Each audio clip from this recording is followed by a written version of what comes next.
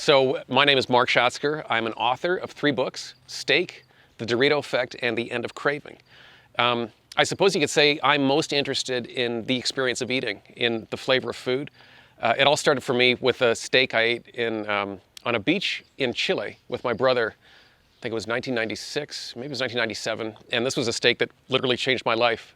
It was so delicious that I asked what I thought was a pretty simple question, which was, why does this steak taste so good? And that led to a book. It turned out it didn't have such a simple answer. I guess you could say it led to the rest of my life, because I've been very interested in this whole idea of food and deliciousness and what it means. It's something we don't think an awful lot about. We tend to think that food being delicious is kind of a trap.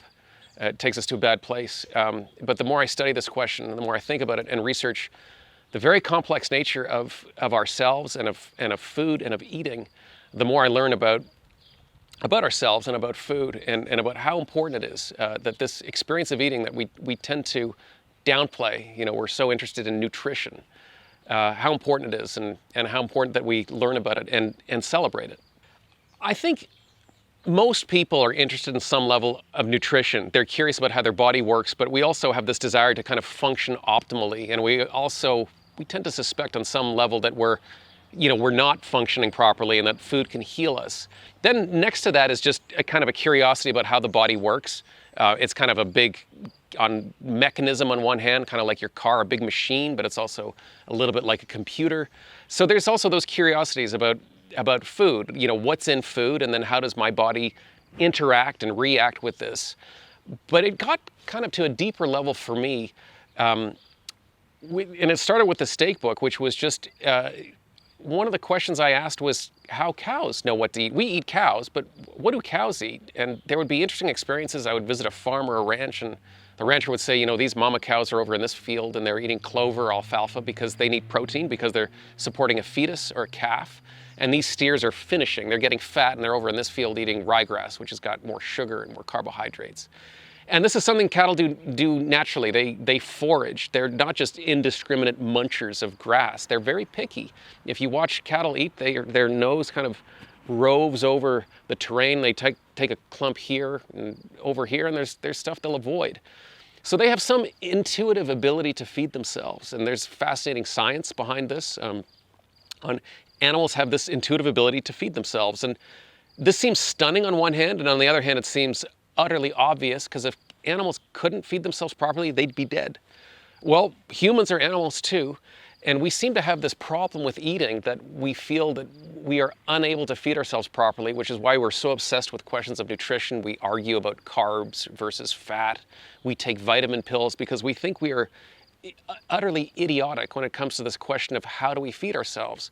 But if we're animals, we emerged from nature, we must have some of this intuitive ability left. So this has really been one of the single questions that has, driven my, I guess, curiosity, you could almost say obsession, for the past many years. I was very naive when I published my first book, Steak. That was a journey of discovery, and I was traveling the world searching for the best steak, and I found that the best steak was grass-fed beef, also the worst steak, which is to say that if you're going to raise cattle on grass and do it properly, you have to be both a scientist and an artist, and not everybody can do it well, but when it is done well, it makes for a life-changing steak, and it becomes kind of an obsession. And I thought that having published that book, it would change the culture of beef eating in North America, and I don't know why I thought that. I didn't expect it, but I guess in the back of my mind, I sort of thought, things will change, and it's surprised me how change takes a long time, and I think at the beginning, people were very interested in grass-fed beef because there's a lot of talk about omega-3s and this idea that you're fueling your body better. And there was almost this acceptance that it's not going to taste as good. And now I think we're finally coming to understand that grass-fed beef can be incredibly good, and that its nutritional qualities, walk hand in hand with its deliciousness. That's taken a very long time, and I don't want to for a second suggest that that's all due to me or anything, but it's just been this observation of how we're starting to think differently. But this idea about the importance of flavor it seems it's very difficult for us as North Americans to accept. We seem to want to understand food on a kind of an abstract reductionist level. And it seems we always need to impute other values, that it comes from a small farm or that it's sustainable. These things are all important, but we always These things are very important, but we always seem to be reluctant to just celebrate the deliciousness, the wonderfulness of food for its own sake. And I wish we were a little bit better at that, because that's ultimately what we search for in a meal. Every time you sit down to eat, you're hoping for it to be delicious. And I think if we could bring that into the equation, it would make eating more fulfilling, but it would also be easier to spread these messages that we think are important, because, at the end of this, this road to these values that we hold to be important is a delicious eating experience. Yeah, so there are difficulties with, if you take something like grass-fed beef, there are difficulties it has in competing with commodity beef in terms of, well, price is a major point, but even things like consistency or availability.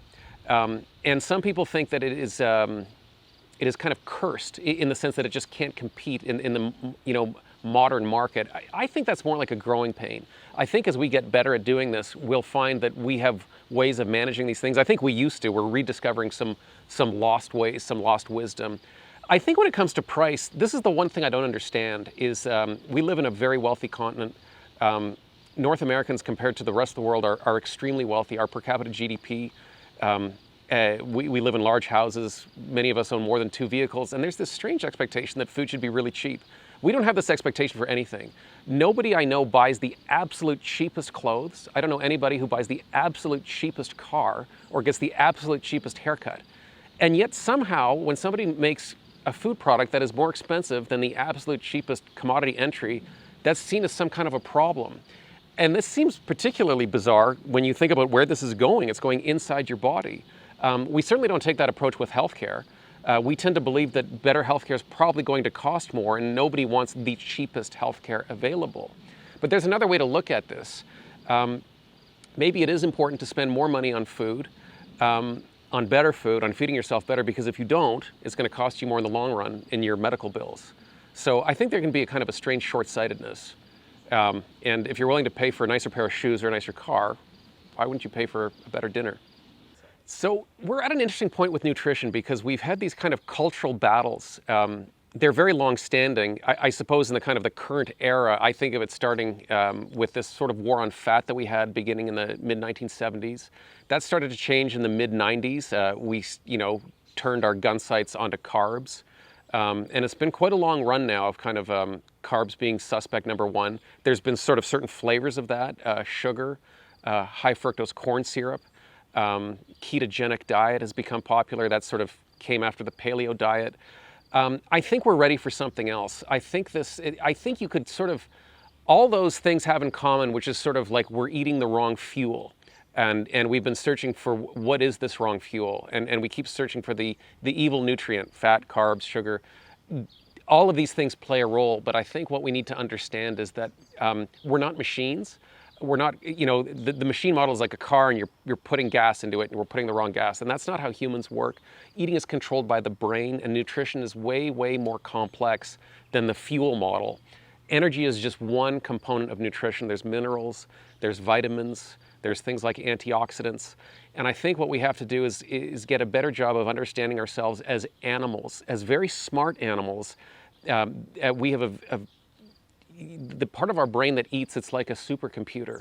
And the way it interacts with its environment, the way it understands food, is something we're only beginning to just catch a glimpse of. And I think that's where nutrition is going. And I don't think, on that level, I don't think it is nutrition. I think it's eating behavior. I think that if there's one thing I'd like to change people's minds about, it's about the primacy of the eating experience. If you think of your DNA as the manual to make you, the thickest chapter is on your food sensing equipment, the nose and mouth. So obviously, tasting food, enjoying food is very important. The act of tasting food engages more gray matter than any other activity, more than sex, more than laughing, more than solving a math problem. So eating food from a physiological point of view and an evolutionary point of view is really important. And we so continually downplay it and try to avoid it and think, we're masterminds and we can feed ourselves with sort of nutritional precision. I think where we need to go is to eat real food and to understand that this primal experience of enjoying food, real food that is, the product of the land, is something to be embraced and sought after. And it's kind of a salvation, because everything comes together. You can eat well, you can be healthy, and you can enjoy life and enjoy food as it ought to be enjoyed.